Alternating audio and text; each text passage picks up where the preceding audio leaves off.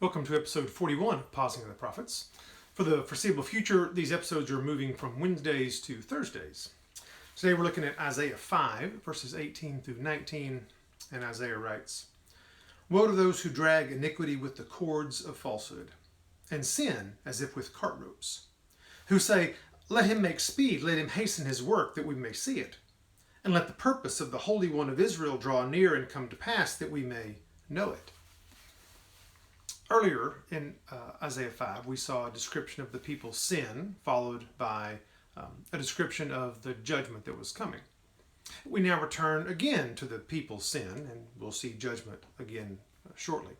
But it's also the effect of that sin on the people's thoughts and their behavior. We can't deny that sin may begin naively or foolishly, but when we refuse repentance after our sin is exposed and choose to remain in it, we must double down, and so despite how burdensome sin is, we drag it after us with cords and ropes. That's the image here. We refuse to cut those ropes by repentance and release the cords by seeking God.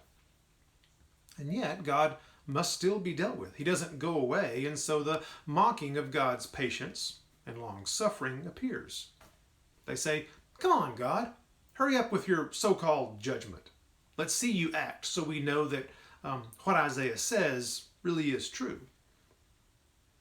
That's what sin does. It blinds us to the judgment we already experience through the weight of our own sin.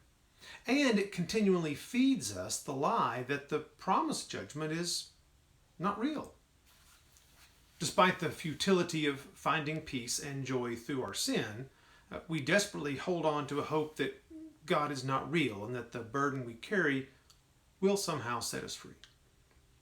Therefore, we have to twist reality and redefine terms, as we'll see next week, to justify our way of life in hopes of finding peace.